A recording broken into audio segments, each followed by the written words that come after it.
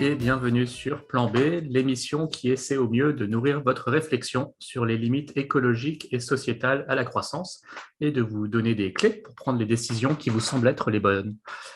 Nous abordons aujourd'hui un thème inhabituel, avec un angle moins technique que d'habitude lorsque nous parlons d'énergie ou encore d'agroécologie avec nos invités et donc nos auditeurs, pour certains, par exemple, beaucoup des milieux type ingénieurs.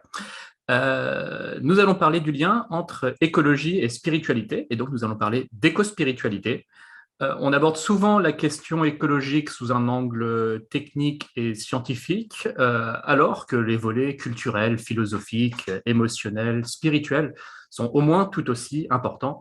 En effet, même pour moi, qui est plutôt une approche technique des choses, il est rare qu'on s'engage en écologie parce qu'on a juste lu un rapport du GIEC, c'est important, mais c'est rarement suffisant et ce n'est pas une porte d'entrée qui parle forcément à tout le monde. Pour beaucoup, la porte d'entrée est ce qu'ils ressentent au plus profond d'eux-mêmes. Et pour en parler, aujourd'hui, je reçois Aloïs Lenohan. Bonjour Aloïs. Bonjour Cyrus. Tu es journaliste spécialisé sur les questions environnementales et climatiques. Tu interviens à la télévision et à la radio. Tu nous présenteras plus amplement ton activité. Vous pouvez écouter notre émission en podcast ou la regarder en basse définition pour limiter votre empreinte écologique.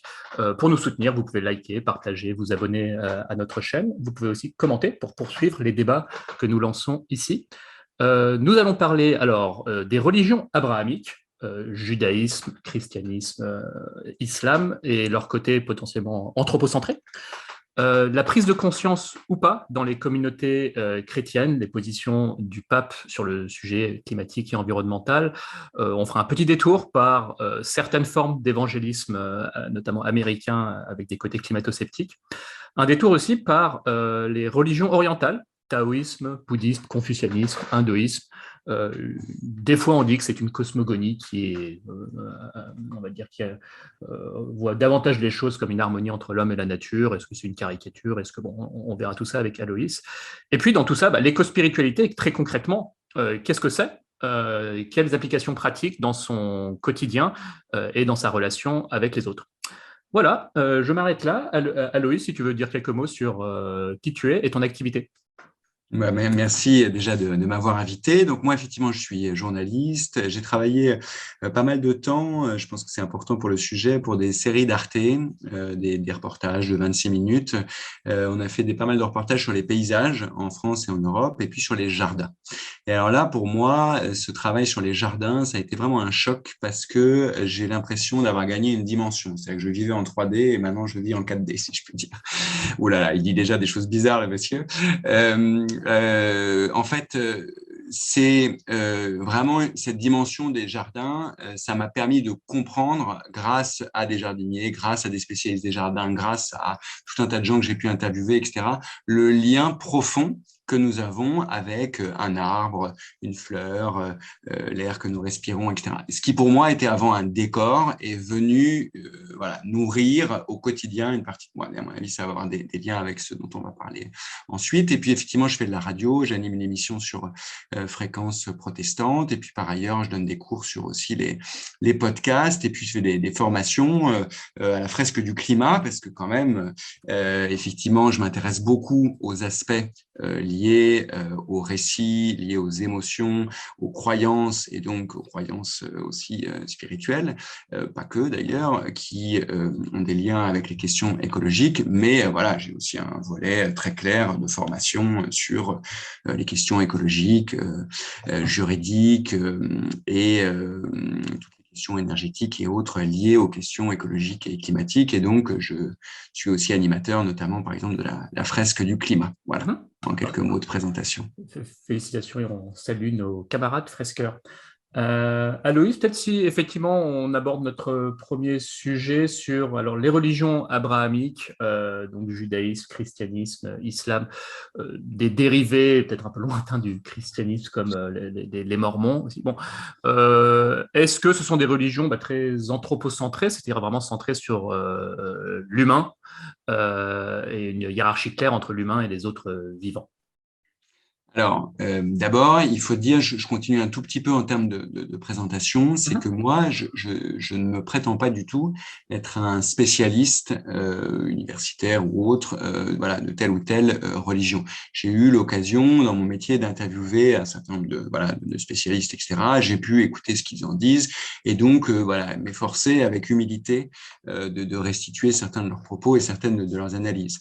Moi, ce que j'ai pu voir, alors je connais mieux la religion chrétienne que la religion musulmane ou juive, et en fait, ce que j'ai pu voir, observer, lire, c'est qu'effectivement, il y a voilà, une analyse dans les textes notamment chrétiens, la Genèse, etc., où la création est donnée à l'homme pour qu'il en prenne soin. Alors, dans la Genèse, il y a même un mot qui fâche, qui dit dominez-la, etc. C'est voilà, enfin, un des versets de la Genèse qui est assez controversé. Et donc, en fait, l'homme est vu comme le responsable de la création. Et donc, quelque part, au sommet de la création, donc supérieur à tous les autres vivants qui la constituent. Et donc, voilà. Je dois dire que ça, c'est la perception majoritaire. Il y a toujours eu des groupes de réflexion, des groupes spirituels. Je veux dire, on ne peut pas concevoir, et c'est la première chose très importante quand on parle de religion et de spiritualité, c'est des choses comme étant monolithiques. Très souvent, on dit les chrétiens, en fait, il y a 1000 branches, musulmans pareil, etc., etc. Donc, il faut vraiment affiner et se dire, attention, ce qui est valable pour une tendance n'est pas valable pour l'autre, etc. Voilà, mais c'est sûr qu'après, il faut mettre aussi les pieds dans le plat. Et c'est vrai qu'il y a eu un article célèbre de Lynn White, qui était un universitaire américain dans les années 70, que les gens connaissent assez peu ici, qui a accusé, en fait, enfin, accusé, qui a dit que le christianisme était responsable de la crise écologique parce que, notamment à cause de cet aspect anthropocentrique, et puis un certain nombre d'autres choses que je ne vais pas développer ici. Et cet article a été, voilà, il y a eu beaucoup de réactions à cet article, et puis on s'est rendu compte qu'en fait, et lui-même a dit ensuite, non, c'est plus compliqué. Évidemment qu'il y a eu des tendances, oui, qui ont dit, bah, OK, la création nous est donnée, on peut y aller, et d'autres qui ont dit, mais non, attendez, si on lit les textes avec plus de profondeur, si on fait ce travail constant qui est toujours à refaire, de les lire et de les relire, etc., on se rend compte que c'est pas aussi simple que ça, etc. Et donc, ça donne naissance actuellement à des mouvements très actifs qui sont, qu'on pourrait appeler de théologie verte, quoi. C'est-à-dire qui disent, bah, en fait, cette théologie, elle est aussi toujours imprégnée de l'atmosphère de la société dans laquelle on vit, quoi. Voilà. Sinon, on est dans une version littéraliste où on dit, bah voilà, ce texte, il n'y a que ça, quelle que soit la société dans laquelle on vit, il n'y a que ce texte, littéralement, ce qu'il dit qui est valable. Donc, on fige le texte. Et donc, à partir du moment où on fiche le texte, on arrive à des versions progressivement, à mon sens, plus ou moins intégristes des choses. Tout à fait. Très bien. Comment est-ce que tu observes, pour poursuivre sur cette idée-là, la prise de conscience environnementale à travers les communautés chrétiennes? Alors, pour ne parler que du catholicisme, le pape finalement a pris des positions très très fortes, c'est-à-dire le pape actuel notamment, en employant un langage parfois qui dépasse ce que je pourrais dire quand il a parlé voilà, de l'humanité qui va vers son autodestruction. Enfin, voilà, nos amis collapsos n'emploieraient pas des mots plus clairs. Bon, parenthèse refermée. Mais voilà, est-ce qu'il y a une tendance récente justement de réinterprétation de la religion sous ce prisme-là? Oui, il y a eu un texte pour parler donc de la tradition chrétienne. Je veux dire, il y a cette encyclique du pape. Donc une encyclique, c'est un texte extrêmement important qui fait autorité, notamment dans le catholicisme. Donc il y a une des branches des chrétiens, donc il ne fait pas autorité partout. Hein, il faut dire voilà, voilà. Et donc c'est Laudato Si, loué sois-tu, 2015, et ça a eu un retentissement énorme chez les chrétiens et chez les non-chrétiens aussi, parce que tout d'un coup, un chef spirituel extrêmement influent. Je rappelle qu'il y a quand même plus d'1 milliard de catholiques dans le monde, qui se revendiquent comme tels, pratiquants ou non. Et tout d'un coup, il avait, comme tu le disais, des mots extrêmement forts en parlant de mon frère soleil, ma sœur l'eau, en liant les questions écologiques. Et à mon sens, c'est très important avec les questions sociale, et on ne peut pas réfléchir aux questions de l'éco-spiritualité sans avoir cette donne-là, sinon on est juste dans quelque chose de, voilà, ok, j'ai la relation ou une relation, je travaille une relation avec ce qu'on peut appeler Dieu, le divin, l'au-delà, enfin bon, après chacun met ses mots et on est souvent piégé par la terminologie qui nous bloque, et puis alors les relations aux autres, non, les deux sont complètement liés, voilà, ça c'est très important de le dire. Et donc, ce texte a eu une influence considérable. Et donc, l'Église catholique se met en marche progressivement autour de ce texte. Après, ce n'est pas l'ensemble de l'Église catholique. Il y a eu aussi énormément de résistance. Le pape François, en interne, doit faire face à beaucoup de résistance. Mais, il faut dire, il y a beaucoup de groupes de jeunes catholiques, j'en connais, qui s'inspirent du coup de ce texte pour travailler, relire les textes, former des groupes de parole et essayer de voir ce que ça peut vouloir dire concrètement que d'appliquer un certain nombre de principes de ce texte, qui sont des principes donc extrêmement puissants autour du lien avec les différents éléments, donc je parlais du soleil, de l'eau, etc., et également du lien aux autres et aux communautés, différentes communautés en souffrance, celles qui souffrent le plus des changements climatiques, parce qu'il faut le dire, voilà, comme tu le disais, et puis les auditeurs le savent peut-être, que ceux qui souffrent déjà et qui vont à l'avenir souffrir le plus des changements climatiques ne sont pas majoritairement celles qui l'ont provoqué. Voilà. Et donc cette injustice sociale fondamentale est aussi un des points importants de l'encyclique Laudato Si, qui est très importante, mais vraiment je conseille à tous, quelles que soient vos convictions spirituelles ou pas, ou même matérialistes, c'est vraiment un texte important, un texte qui fera date et qui nécessite vraiment d'être lu, même si on n'est pas d'accord d'ailleurs avec c'est pas parce qu'on est non-croyant qu'il n'y a rien à apprendre de la part des croyants et vice-versa, tout à fait. Oui, alors oui, effectivement, on en parlait en préparation sur cette question des peuples les moins responsables de la crise climatique, qui sont aussi les plus vulnérables. D'ailleurs, c'est écrit noir sur blanc dans le dernier rapport du GIEC, donc le groupe 2 sur les questions d'impact et d'adaptation. Oui, effectivement. Alors, dans mon souvenir, moi, ma porte d'entrée dans ces sujets-là, ça date d'il y a 16-17 ans quand même, mais si j'essaie de me souvenir, c'est vrai que les rapports scientifiques y ont joué pour beaucoup, les constats techniques de gens comme Jean-Marc Jancovici aussi, mais effectivement, je pense que ça ne suffisait pas dans le sens où, au fond de moi-même, j'avais quelques idéologies, quelques postures depuis l'adolescence qui faisaient que j'ai plus facilement accepté ces constats-là en me disant, OK, ça m'habite vraiment. Un aspect, c'était il y a mon caractère un peu dissident, anti-système. Et lorsque cette nouvelle est venue, qui est en fait, il faut tout réinterroger, tous nos secteurs d'activité, il y a des émissions de CO2 partout, donc il faut tout revoir. Je dis, ah bah chouette, voilà qui m'arrange. Bon. Un peu, effectivement, j'avais ce caractère aussi, entre guillemets, tiers-mondiste, soucieux notamment du sort de l'Afrique, une petite association aussi qui œuvre dans ce sens-là en distribuant des fournitures scolaires, mais c'est venu assez tôt. Et effectivement, il y a cette question qui est l'Afrique et l'Africain moyen et l'Indien moyen, et même l'Afrique dans sa globalité et l'Inde dans sa globalité est relativement peu responsable de l'accumulation des gaz à effet de serre dans l'atmosphère. Et pourtant, ce seront les populations les plus vulnérables face à la crise climatique.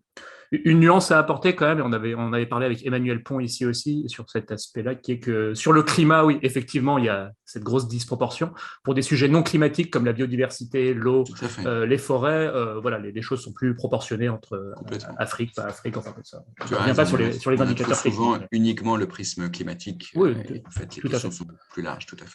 Et qui tend à simplifier, qui est c'est essentiellement les 10% les plus riches qui détruisent la planète et tout, bon, c'est un peu plus parenthèse refermée. Et puis j'ai un héritage, pour parler un petit peu d'islam, un héritage un peu lointain, hein, mais musulman. Voilà, j'avais vu mes grands-mères prier, je voyais que c'était quand même quelque chose qui traversait ma famille, même si petit à petit on était plutôt laïque. Et me dire, bon bah oui, effectivement, il y a quand même un côté spirituel à la vie, autre chose que juste consommer. Il y a quand même cet aspect-là dans les religions abrahamiques, aussi anthropocentrées soit-elles, qui est quand même la quête de sens et un peu s'échapper du monde matériel qui est secondaire par rapport à la croyance. Oui, je ne sais pas si je dirais secondaire. La plupart des traditions maintenant, enfin en tout cas du côté du christianisme, du côté des musulmans, je connais moins.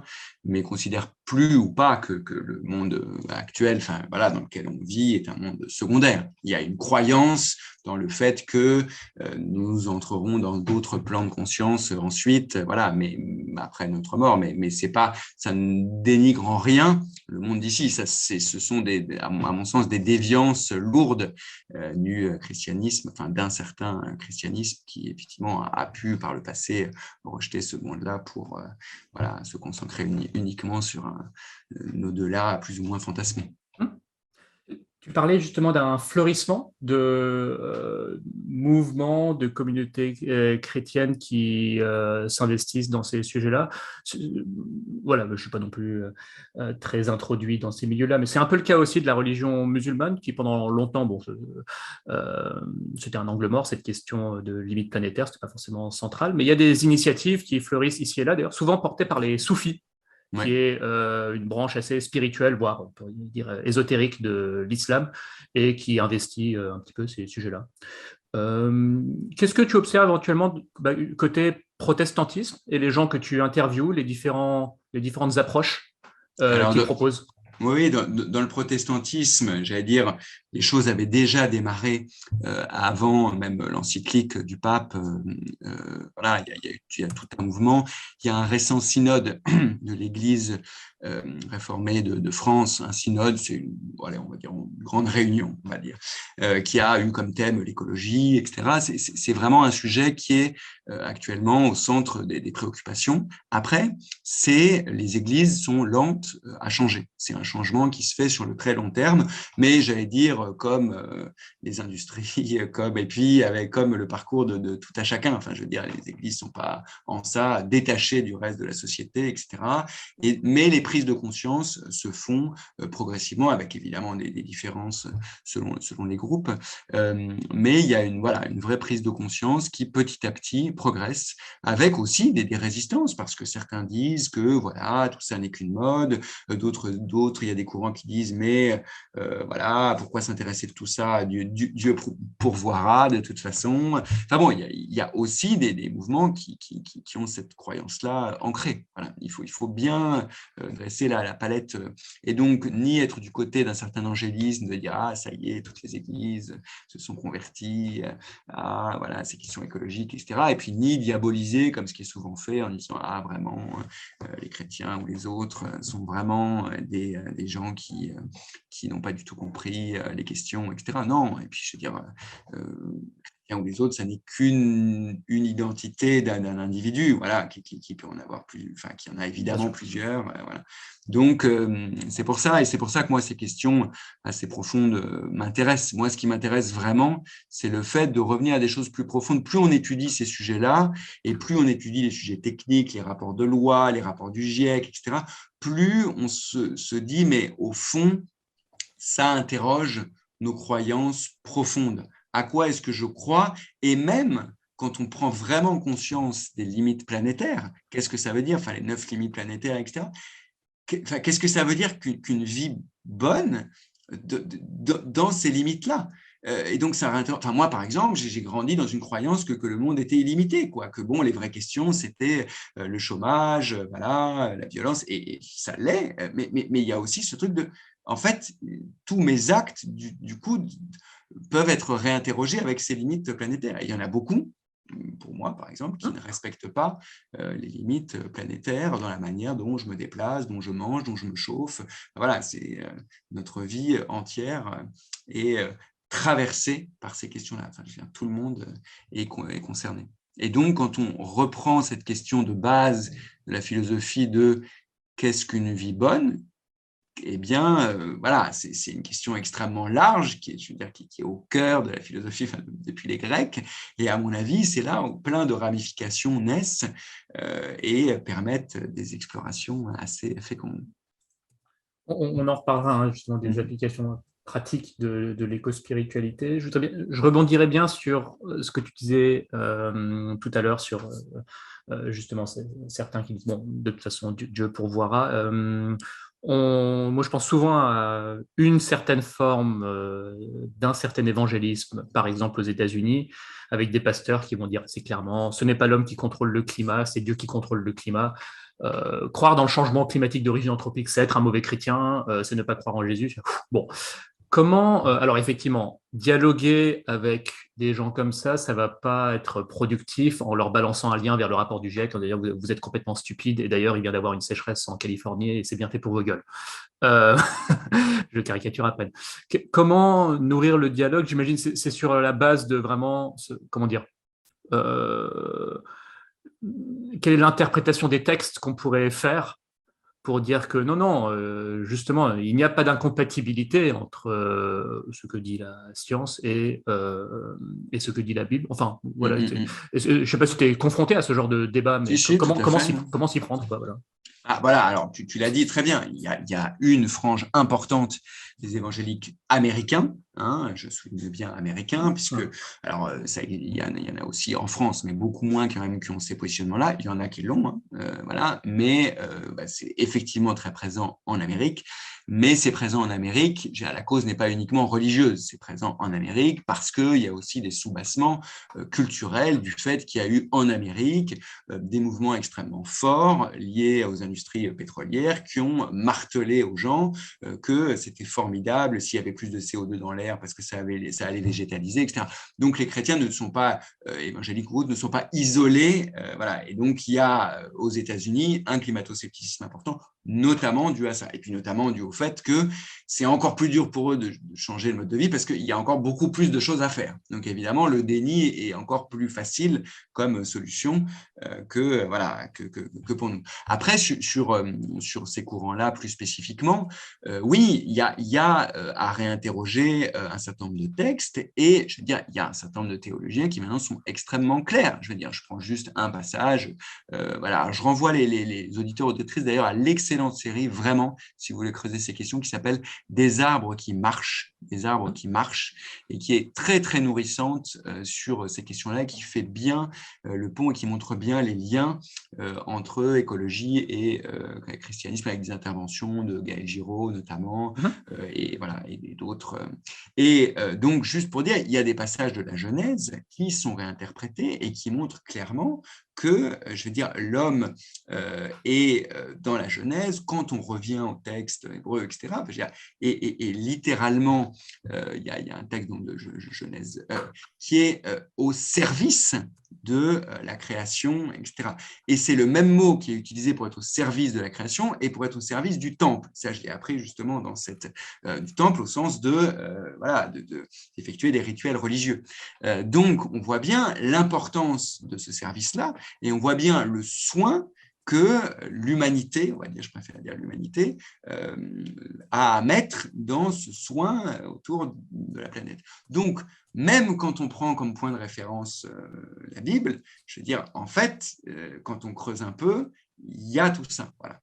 Donc, c'est pour ça que, je veux dire, moi, j'ai jamais eu de débat ou autre avec les évangéliques américains, mais je pense pas qu'il faille se focaliser sur ça. Il faut plutôt essayer de voir à quel point est-ce que ces textes-là peuvent avoir des choses à nous dire sur ces questions-là, pourvu que voilà, on les réinterprète, on les relise et qu'on fasse preuve de beaucoup d'humilité. Voilà. Tu as raison de dire aussi qu'une partie de la religion américaine a aussi beaucoup été colorée et influencée par l'abondance énergétique dans laquelle le pays Exactement. s'est développé, la culture consumériste. Bon, pour donner un chiffre, l'Américain moyen, c'est 2,5 fois, 3 fois plus d'émissions de gaz à effet de serre que le Français moyen. 2,5 fois, 3 fois selon le périmètre qu'on prend, peu importe, c'est l'ordre de grandeur qui est important. Donc, en effet, quand on part de là, on va peut-être être moins accueillant envers des nouvelles disant il y a des limites, quoi. Merci, Aloïs. Est-ce que tu veux faire un détour par les religions orientales est-ce qu'il y a des choses sur le christianisme qu'on n'a pas encore évoqué, une branche ou quoi, ou on passe à la suite? Non, je pense que le christianisme, comme les autres traditions, a des choses à dire sur ces questions-là.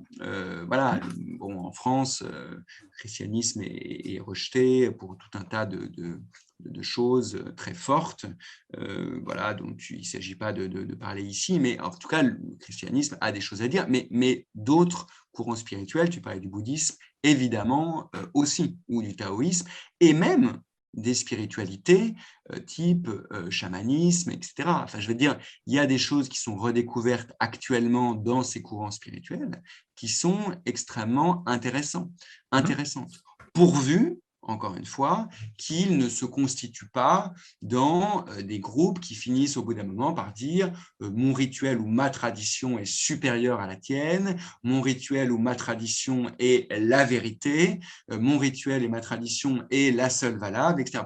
Pourvu que ça ne se fiche pas voilà, dans cette dérive-là possible toujours de toute vie spirituelle. Mais pour prendre par exemple le bouddhisme, évidemment qu'il y a dans le bouddhisme, dans les bases du bouddhisme, des choses. Par exemple, le bouddhisme parle des poisons de l'âme. Et un des poisons de l'âme, c'est l'avidité. Et donc, évidemment, l'avidité, on voit bien comment est-ce que ça traverse, même si c'est un mot fort, hein, la vie de chacun. Bien sûr qu'on pourrait te dire, ah, mais non, moi, je ne suis pas avide, etc.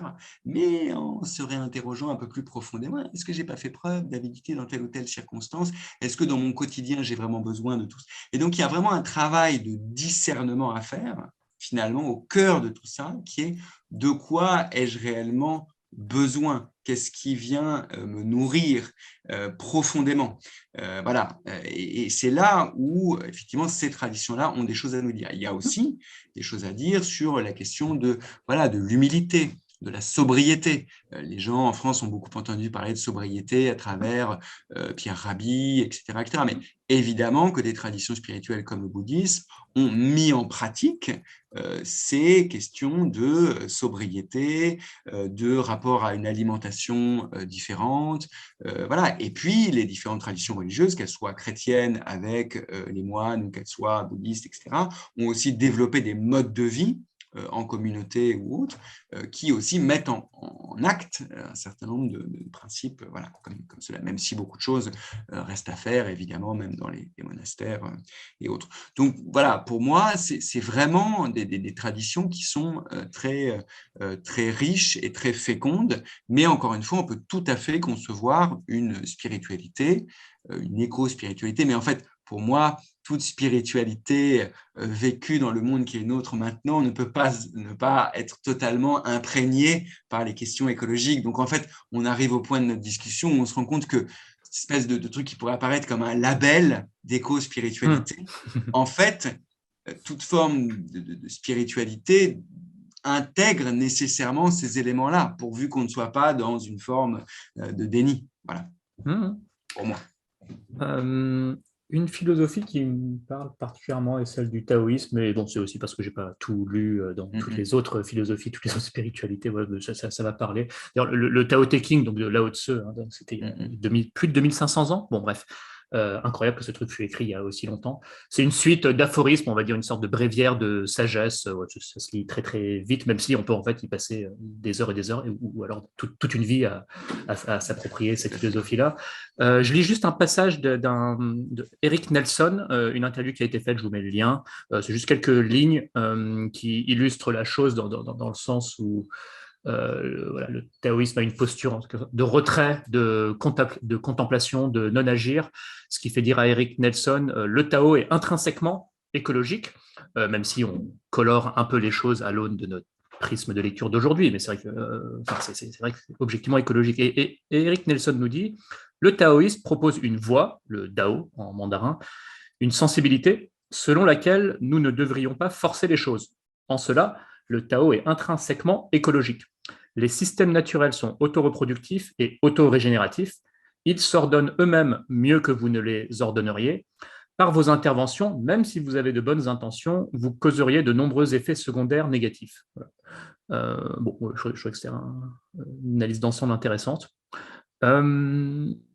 Oui, c'est très intéressant, juste pour rebondir là-dessus. Le non-agir, évidemment, dans nos sociétés, il y a quelque chose de l'ordre du « Ouh là là, qu'est-ce que c'est que ça? Mais c'est absurde. » Bah forcément, quand on vit, on agit, etc.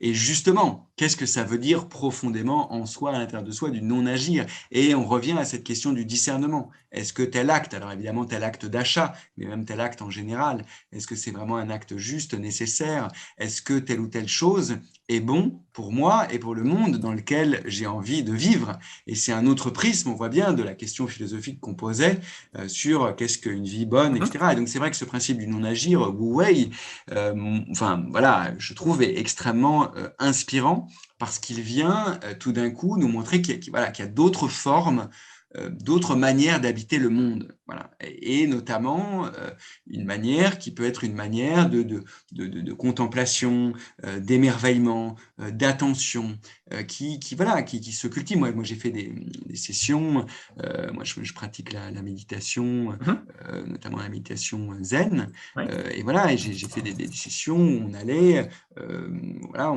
c'est des heures de méditation, et puis on allait également dans la forêt, etc., et faire des marches extrêmement lentes pour ouvrir son regard et se rendre compte que souvent, quand on se balade en forêt, on ne fait que la traverser. Et puis voilà, hop, on a bien respiré, on a bien bougé, hop, et puis on revient. Non, et il y a une autre manière qui est simplement de rester, de se laisser imprégner, et puis de rester 1 heure, 2 heures, 3 heures, d'ouvrir son regard, d'essayer de se laisser aussi imprégner par tout ce qui est là. Alors tout ça paraît très bizarre, voire presque Oh, non, non, non. folklorique, mais c'est vraiment quelque chose de très concret à tester, à vivre, et qui ouvre des choses en nous étonnantes, et à mon sens bénéfiques. Avec tout ce qu'on se dit là, effectivement, comment, comment dire, relier tout ça à la modernité, au Mhm. sens, bon, bah, effectivement, il y a 2500 ans, il y avait une certaine population mondiale, et puis l'infrastructure n'était pas la même. Les attentes aussi en matière de ce qu'on attend de la vie, bon, comment dire, aujourd'hui, on a un cancer de la prostate, on peut se dire, bon, bah, Dieu merci, ça se soigne, ce n'était pas le cas il y a 100 ans, bon, voilà, pour donner qu'un exemple. Il y a quand même des acquis dans notre civilisation. Ah bah, heureusement, bien sûr, bien Euh, sûr. Il faut dire tout de suite que, je veux dire, tout ce qui a été apporté par les progrès de la médecine, etc., voilà, sont absolument magnifiques. Et il ne s'agit pas du tout d'aller dans une certaine vision, à mon sens, complètement, enfin voilà, qui n'est pas du tout ni la mienne, ni celle que je trouve la plus intéressante, qui est une sorte de retour fantasmé à la nature ou je ne sais quoi. Enfin, non, non, non, il s'agit bien dans nos vies actuelles avec tout ce dont nous bénéficions, qui est pour certains aspects extrêmement bénéfique. Tu parlais de la médecine, etc. Comment est-ce que par ailleurs, au vu des limites planétaires, on réinterroge profondément notre quotidien, nos croyances, voilà. Non, bah, en lisant ces textes, comme le passage du Tao que j'ai lu, c'est vrai qu'effectivement, on peut en tirer la conclusion que une maison sobre en terre crue, bah, c'est préférable à du béton, enfin des choses toutes bêtes, enfin en quelque sorte les low-tech ont du sens, ce qui ne veut pas dire effectivement un retour fantasmé à la nature rousseauiste, enfin bon bref, garde quand même des bienfaits de notre civilisation, mais bon, je pense que c'est plutôt une question vraiment au final d'équilibre.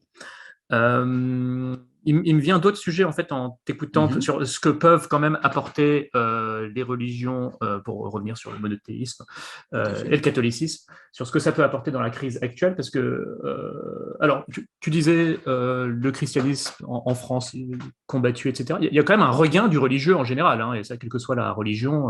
Alors dans les années Du spirituel, je spirituelles, dirais, oui. oui d'accord. Beaucoup de gens ne veulent plus être dans des formes religieuses telles qu'elles ont été bâties. Et il faut dire Hmm. qu'il y a un certain nombre de raisons à ça. Enfin, je veux dire, il y a un certain nombre de scandales absolument terribles qui ont voilà, ébranlé différentes institutions, notamment l'Église catholique.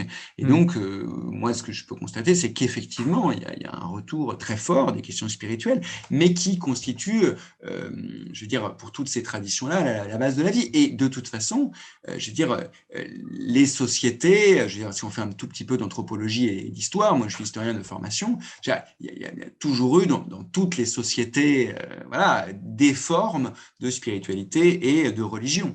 Voilà, le problème c'est quand il y en a une seule qui s'impose écrase tout et qui donne tous ces principes, et puis parfois des principes qui arrangent bien certains au détriment d'autres, là, voilà, là on est dans les excès. Mais oui, il y a des gens d'ailleurs qui disent « Oh là là, c'est horrible, l'écologie est en train de devenir une religion, la nouvelle religion, etc. » Et je ne pense pas du tout qu'il faut voir ça comme ça. Par contre, que les questions écologiques imprègnent la vie spirituelle, ça je le disais, ça me paraît évident. Où il y avait des problèmes de gourouisme, etc., avant que l'écologie prenne autant de place. Effectivement, on fait bien la distinction ici entre spiritualité et secte. Je viens sur vraiment l'apport des religions dans ce qui nous attend. J'observe quand même, dans certaines communautés catholiques, par exemple, des appels à accueillir, prendre soin des réfugiés climatiques. Tout à fait. Bon, je sais pas, je trouve que c'est plutôt un atout, c'est le genre de choses dont on va avoir besoin, croyants ou pas croyants. D'ailleurs, il y a beaucoup de non-croyants qui seraient contre cette idée de l'accueil des réfugiés parce qu'ils ont aussi peur de la submersion ou que sais-je. Voilà, moi, est-ce que c'est le genre de choses que tu rencontres qui est l'accueil de prégnant? l'étranger est une des bases, je le répète, de la spiritualité chrétienne. Et il est bon de le rappeler quand un certain nombre de groupes politiques et autres, se revendiquant plus ou moins du christianisme, n'ont pas du tout ce prisme-là. Je veux dire, il n'y a pas besoin d'être un spécialiste de la Bible pour savoir que c'est répété à de nombreuses reprises, Ancien Testament, Nouveau Testament. Voilà, donc évidemment, c'est très important. Et oui, beaucoup de chrétiens et non chrétiens aussi, mais là on parle de ces groupes-là, sont impliqués là-dedans, et c'est heureux. Et j'espère que beaucoup de citoyens, qu'ils soient chrétiens ou autres, et c'est là où on revient à ce que je disais tout à l'heure, ces questions-là ne sont pas détachées des questions sociales. Voilà. Et on voit bien que là, des chrétiens qui, à mon sens, vivent leur foi et leur engagement à un niveau qui est celui, en tout cas, que proposent les évangiles, eh bien, lit ces questions-là. Et ça, c'est ce que fait aussi, comme je le disais tout à l'heure, merveilleusement le pape. Oui, là, après, je pense que ce soit au sommet de la pyramide, pardon, de la hiérarchie de l'Église catholique où à la base il y a ce clivage entre guillemets cathode droite, cathode gauche, je sais pas si c'est les bons termes, je suis pas dans le milieu, et y compris les positions du pape sur les réfugiés climatiques ou autres en général font pas non plus l'unanimité au sein du catholicisme. Tout à fait, c'est ce que je disais. Il y a beaucoup de groupes et ce pape est largement combattu, à mon sens, parce que voilà, quand on propose des choses aussi fortes que ce qu'il propose, évidemment, il y a un certain nombre de gens qui sont dérangés et qui vivaient la religion comme une sorte de confort un peu fermé et, à mon sens, parfois un peu sclérosé. Eh bien, évidemment, il vient tout d'un coup bousculer tout ça, et comme dans le catholicisme, c'est le pape qui a raison, eh bien, il y a une sorte de dissonance qui arrive chez ces gens-là. Mais j'espère que les choses pourront petit à petit progresser dans le bon sens et qu'il pourra être entendu comme il le faudrait et de la manière dont c'est nécessaire. À mon sens, c'est en cours et j'espère que ça va pouvoir continuer. Pardon d'insister là-dessus, c'est vraiment déterminant comme enjeu le croisement de cette question religieuse et celle des réfugiés, dans le sens, à nouveau, je ne vais pas reciter le rapport du GIEC, mais quand on lit que bon, tous les pays vont être touchés, mais quand même les plus vulnérables, dont l'Europe ne fait pas partie, plus que d'autres.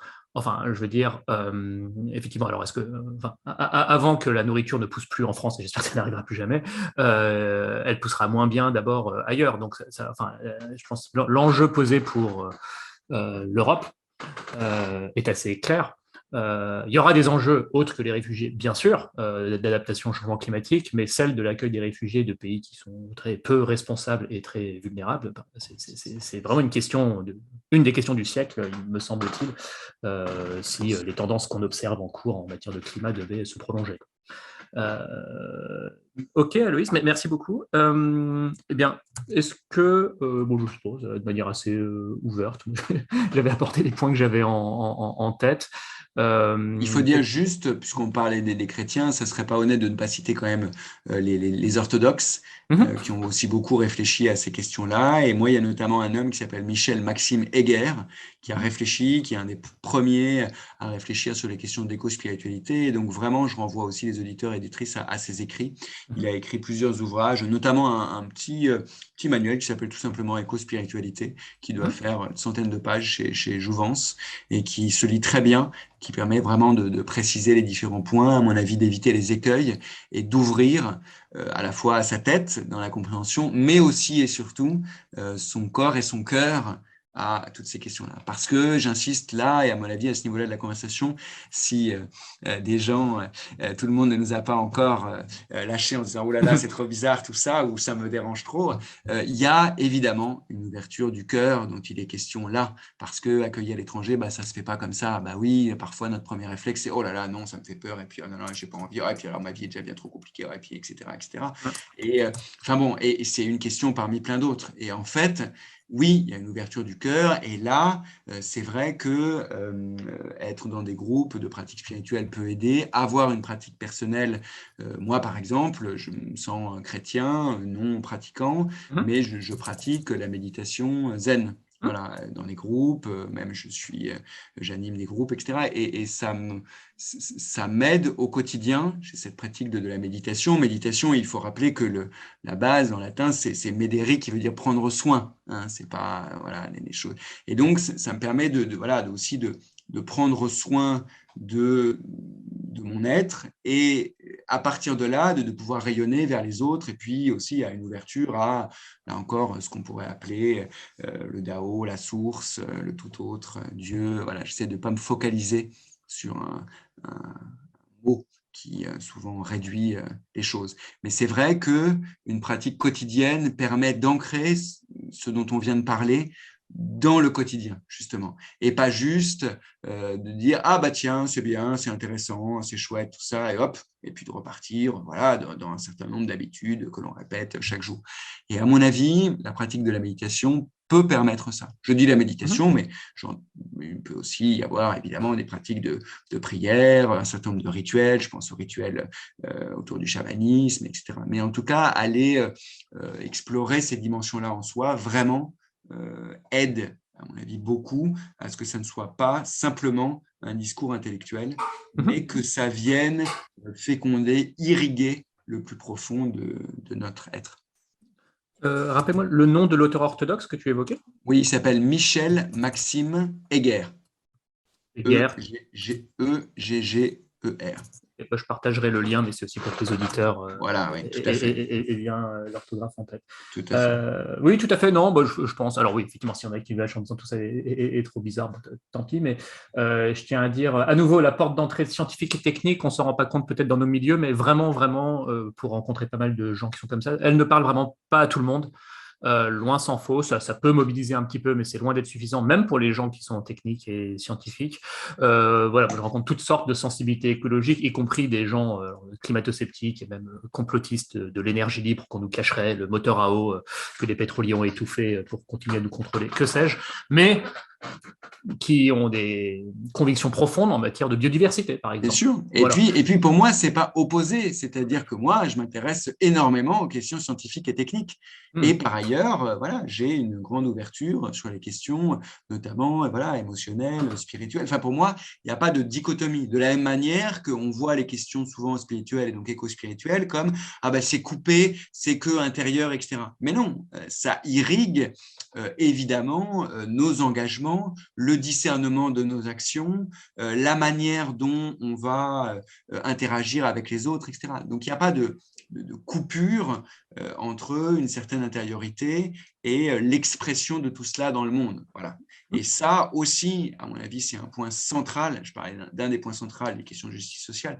Et là où c'est aussi un point central, c'est que ces questions d'intériorité et d'extériorité ne sont pas opposées. Elles se Mhm. fécondent évidemment mutuellement. J'ai participé, moi, à un ouvrage qui est vraiment très important sur ces questions, enfin très, très bien, qui s'appelle « Devenez pionnier du nouveau monde ». qui a été coordonné par Laurent Muratet, Mhm. et voilà, qui a fait venir une cinquantaine de personnes, et qui travaille justement beaucoup sur ça, voilà, à partir d'une matrice de Ken Wilber, où il dit, mais en fait, il y a des questions intérieures, voilà, de l'intériorité, puis il y a des questions intérieures qui vont aussi sur les questions extérieures. Enfin, tout ça est connecté.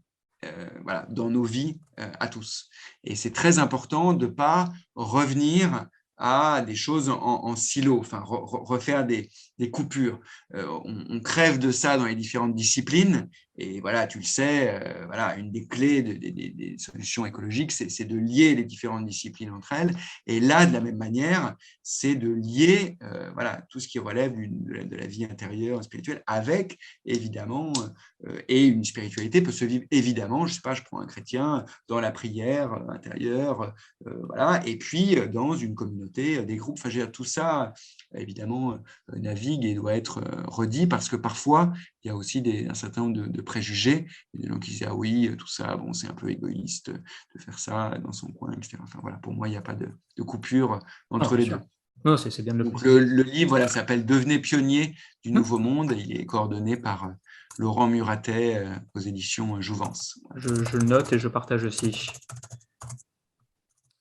Oui, toujours dans cette multiplicité des portes d'entrée dans ces sujets de limites planétaires. On a reçu il y a quelques émissions Vincent Liéget, on va dire une des voix de la décroissance en France, qui a un long parcours en la matière, qui a en fait complètement commencé par les questions sociales et culturelles, ce qui est déjà énorme, et pas tellement écologique et physique. En disant non, mais en fait, avant même les rapports du GIEC, etc., je trouvais que ça avait du sens de s'interroger. Alors, justement, exactement ce que tu dis, qu'est-ce qu'une bonne vie et des méfaits des excès de la croissance sur le bien-être. Voilà, le temps passé dans les bouchons, l'endettement, enfin plein de choses qu'on peut imaginer. Et puis, côté culturel, effectivement, les excès de la société de consommation et les dégâts, y compris psychologiques, que ça peut provoquer. Donc, en fait, pour le dire autrement, même si les ressources étaient illimitées et qu'il n'y avait pas de problème climatique, il aurait quand même un problème avec la croissance infinie. Pour dire les choses. C'est pour les questions culturelles et un peu spirituelles que ça pose. Et en fait, il a passé l'essentiel de l'entretien à plutôt parler des questions philosophiques. Et pas tant que ça politique ou scientifique. Donc, voilà. Donc je vous encourage, si vous ne l'avez pas fait, à écouter aussi cet entretien avec Vincent Liéget. Voilà, Aloïs, je ne sais pas, on peut s'arrêter là, se reprendre encore quelques minutes pour évoquer Juste des points qu'on n'a pas dans, abordés. dans la manière dont tout ça peut être vécu de manière très concrète, là Hum, aussi que ça reste pas de simples réflexions, etc., hum, il y a aussi des parcours qui existent et qui travaillent ces questions-là. Je pense à un parcours qui s'appelle le travail qui relie, qui a hum, été conceptualisé par une femme qui s'appelle Johanna Macy et qui vraiment est inspirée du bouddhisme et qui travaille ces questions-là en profondeur avec en gros 4 volets. D'abord s'ancrer dans la gratitude, prendre hum, conscience profondément que presque à chaque inspire, à chaque expire, la vie voilà, nous est donnée depuis notre naissance. Donc s'ancrer dans la gratitude aussi de la beauté de ce qui nous entoure, etc. hum, Ensuite, honorer sa peine pour le monde. Là aussi, c'est un hum, travail très émotionnel pour voilà, vider et parler de toutes ces émotions qui nous traversent tous, de la peur, de la colère, du désespoir parfois, de l'angoisse, etc. Et puis ensuite, il y a vraiment cette conversion du regard, changer de regard, changer de le regard que j'ai sur, voilà, je le disais un peu dès l'introduction, les arbres, sur que moi je voyais par exemple comme un simple décor. Et puis ensuite, aller de l'avant, c'est-à-dire, hum. voilà, j'ai vécu toute cette transformation, je vais dans le monde en faire quelque chose. Et puis après, voilà, ça dépend des talents de chacun. Donc c'est aussi une manière de montrer que il y a des parcours qui sont extrêmement probants Hum. et puis que c'est des choses, voilà, dans d'autres pays du monde. Il y a un exemple, moi, que j'aime beaucoup citer, voilà, où il y a des villageois ou dans certaines parties du monde, je pense notamment de tout le volet Thaïlande, Sri Lanka, etc., où des moines, littéralement, font des rites autour des arbres pour les constituer en espaces sacrés pour éviter la déforestation. Hum. Et donc là, on voit tout d'un coup que voilà, les questions spirituelles et écologiques, enfin, je veux dire, sont liées Hum. de manière extrêmement concrète. Là, Hum. par exemple. Voilà. En fait, l'idée, c'est de se rendre compte, mais pas que intellectuellement, de notre interdépendance, voilà, avec tout le vivant. Et c'est une chose de le concevoir intellectuellement, déjà c'est un chemin, mais ensuite le vivre intérieurement, vraiment, à chacun de nos actes de la vie quotidienne, c'est un chemin. Mais c'est la beauté de ce chemin à parcourir et on peut y glaner beaucoup de joie, à mon avis. Le travail qui relie, hein, c'est un Travail livre qui relie, Ouais, voilà, c'est d'accord. ça. D'accord. Ouais, tu parles de Thaïlande, Sri Lanka, puis pêle-mêle, ça évoque d'autres choses. J'ai vu qu'en Inde, la consommation moyenne de viande est de 4 kilos par habitant par an, donc 20 fois moins que la France. Alors, c'est peut-être en partie parce que une population qui n'a pas les moyens, mais c'est en grande partie par des croyances, Tout à voilà, fait. avec beaucoup de végétariens en Inde. Et on a, pour moi, j'ai envie de me dire, bon, heureusement qu'ils ont ces croyances-là, parce que si le Ça, c'est développement sûr. de l'Inde provoquait une explosion de la consommation de viande autant qu'on l'observe en Chine, la planète pourrait difficilement le supporter. Alors, Tout je à ne fait. suis pas végane, mais là, enfin, clairement, la consommation de viande paraît insoutenable. Donc là, on voit peut-être, alors à nouveau, je ne suis pas familier avec la philosophie hindouiste, mais peut-être un rapport aux animaux qui nous enseigne quelque chose aussi. Il Oui, ne faut pas idéaliser, hein, l'Inde, il y a aussi non, complètement. beaucoup de pollution, des problèmes écologiques, mais voilà, parmi les choses dont on peut peut-être apprendre, il y a peut-être cette manière voilà, le rapport entre humains et animaux, il y a peut-être des choses à apprendre, j'en sais rien. Euh, Bien. Mais écoute, merci beaucoup, Aloïs. C'est vraiment très intéressant.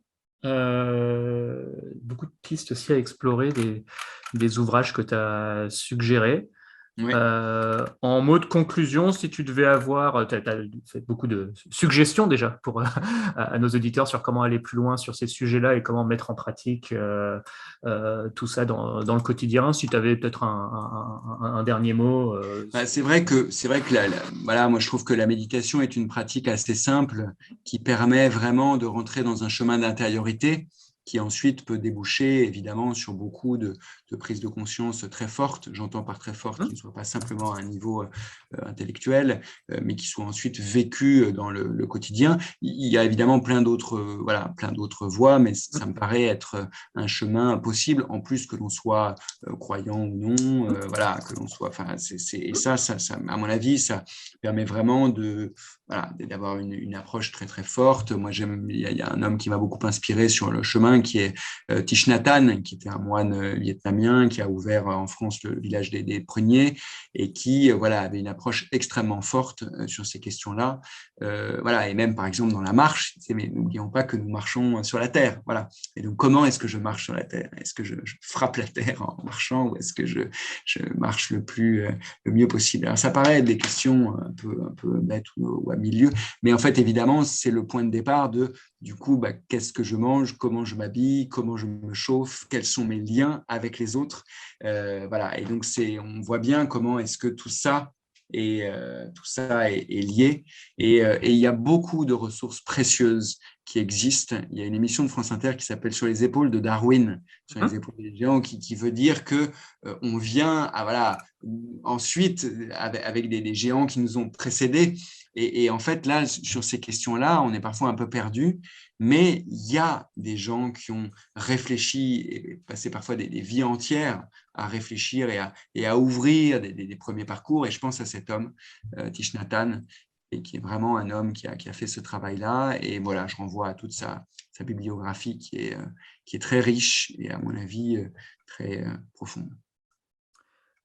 Tu parlais de méditation et Ouais. à nouveau, plus tu dis des choses, plus ça m'évoque des sujets sur on va dire, l'opportunité ou non d'intégrer ça dans l'éducation nationale de manière Tout à tout à fait. fait non laïque.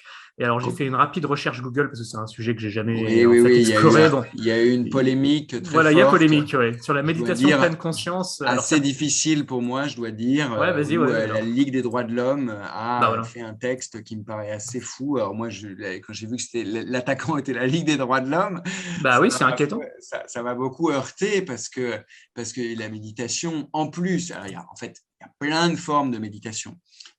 et la méditation de pleine conscience, c'est vraiment une méditation qui a été laïcisée par un homme qui s'appelle Jon Kabat-Zinn, et à tel point qu'elle est en ce moment pratiquée dans les hôpitaux partout dans le monde. Il y en a des centaines aux États-Unis, il y en a en France, et c'est tout ensuite qui a été repris par Christophe André, assez populaire sur ces questions-là en France.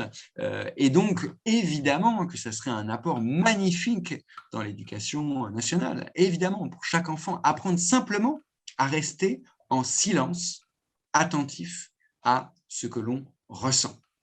Oh là là. Alors, je suis désolé, je ne vois pas ce que ça peut avoir de sectaire, de machin, même si, évidemment, que l'affiliation de ça, c'est la méditation issue du bouddhisme, évidemment, mais Jon Kabat-Zinn l'a adapté à nos sociétés, et voilà, et encore une fois, c'est pratiqué à l'hôpital, etc. Et c'est vrai que ce texte m'a beaucoup heurté, parce que je pense que nos enfants, particulièrement actuellement, et alors là, avec d'autres points, qui sont l'omniprésence de cet objet fou qu'est le téléphone portable, etc., etc. Enfin, je veux dire, les questions d'attention, deviennent fondamentales. Tout un tas d'auteurs qui ont écrit là-dessus. On s'éloigne un peu de notre sujet, mais moi, c'est des sujets beaucoup. Évidemment que le portable, je veux dire, est omniprésent dans notre quotidien. On le consulte 200 fois par jour, X centaines de notifications, etc. Et que ça, en fait, ça nous coupe complètement de notre intériorité. C'est-à-dire qu'on n'a plus du tout de moments qu'il y avait avant, un peu de rêverie, de rien, d'attente, parce que dès qu'il y a un moment comme ça, on sort notre téléphone et on pianote, etc.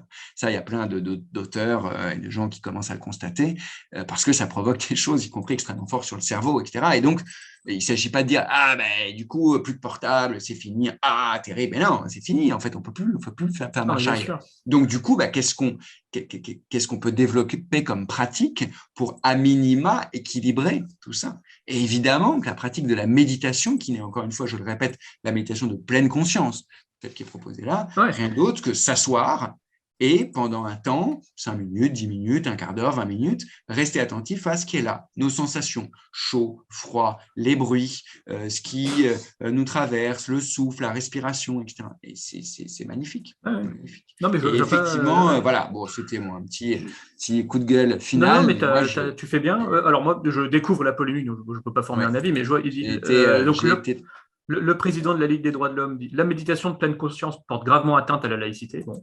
Des associations et syndicats sont inquiets d'atteintes psychologiques sur les enfants. Bon. Mais c'est ma première réaction, c'est attendez, des atteintes psychologiques par rapport à quoi? Parce que comme le portable, interrogeons dans ce cas d'autres choses. C'est surtout que Jon Kabat-Zinn, comment est-ce qu'il a réussi à l'amener à l'hôpital? Vous pensez bien qu'à l'hôpital, avec des malades, donc des gens qui ont des vraies difficultés psychologiques, là, si ça n'était pas étayé scientifiquement par des centaines d'études, il n'y en a pas une, il n'y en a pas deux, il y en a des centaines d'études qui montrent les bienfaits de la méditation. Donc, en fait, avant, on pouvait dire « Ah, mais oui, mais c'est bizarre, mais là, le bouddhisme et machin, etc. » Mais il y a des études qui existent à l'appel.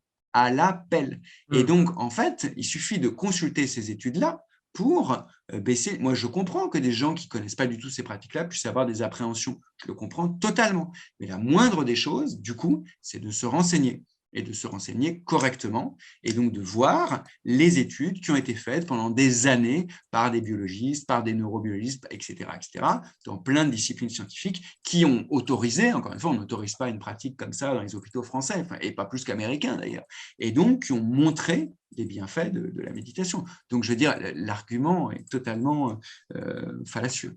Et moi, voilà, je trouve ça assez triste. Et puis, pardon, mais qu'est-ce qu'il y a de pas sectaire dans le modèle dominant, si ce n'est qu'il est dominant et majoritaire? Bon, il y a des choses pas sectaires dans le modèle dominant, mais pardon, il y a des pratiques quand même extrêmement étranges dans le modèle dominant dont on ne se rend même pas compte. Voilà. Si ce n'est que beaucoup de gens pratiquent, donc c'est entré dans les mœurs. Mais sans même rentrer là-dedans, encore une fois, moi, sur ce coup-là, je dis juste, non, mais là, ce n'est pas une question d'opinion. Moi, il y a beaucoup de choses dans notre conversation où c'est aussi une question de croyance, d'opinion de chacun. Et c'est pour ça que j'ai répété souvent le mot humilité, etc. Voilà, remise en question, qui est extrêmement important. Mais là, il s'agit juste d'aller voir les études scientifiques. Ouais, non, non, bien sûr. Voilà, juste c'est les gens qui veulent faire ça rapidement, qui n'ont pas le temps de lire les études scientifiques, bah, vous regardez le reportage d'Arte qui a été fait, 52 minutes, et qui vous fait un bon résumé. Voilà, je pense qu'il est aisément trouvable sur YouTube. Et voilà, donc en 52 minutes, on comprend voilà, tout ce qui s'est fait depuis 15-20 ans sur cette question. Ouais, ouais, ouais. Non, non, mais ça, c'est un peu un classique à nouveau à voir, ces histoires à creuser, mais un grand classique où dès qu'il y a quelque chose qui sort un peu de l'ordinaire, ça fait peur, c'est sectaire, etc. Mais parce que c'est inhabituel, quoi. Donc attention à ça, parce qu'il y a plein de choses tout à fait habituelles et ancrées dans les mœurs. Il faut franchement interroger certains types de pratiques qu'on observe autour du matraquage publicitaire, du consumérisme, etc. Enfin, qui paraissent quand même assez franchement. Le Black Friday, si c'est pas sectaire, pardon, quoi. Mais enfin, c'est juste, ok, il y a des millions de gens qui se ruent dessus, mais si on fait un pas de côté, bon. Et plein d'autres exemples, quoi. Mais écoute, non, non, mais on a bien fait d'aborder des sujets, Aloïs. Tu as bien fait de pousser ton coup de gueule. Merci beaucoup. Merci beaucoup. Tenons-nous-en là, si tu veux bien. Ouais. Les gens peuvent te suivre sur Et ta ben donc, radio. voilà, c'est donc Fréquence Protestante. Je Ouais, fais une émission mensuelle qui s'appelle Et maintenant la grande transition. d'accord. Voilà, parcours écologique. C'est d'ailleurs aussi une chaîne YouTube Mhm. où j'ai fait des interviews des gens qui ont fait le manuel de la grande transition, qui consacre aussi un chapitre D'accord. à ces questions-là, une des portes d'entrée. Voilà, dans les connaissances écologiques. Et donc, voilà. Très bien. La chaîne YouTube s'appelle comment? Ça s'appelle, bah, pareil. Et maintenant, la grande D'accord. transition. D'accord, très bien. Merci beaucoup, Aloïs, et à bientôt. À bientôt.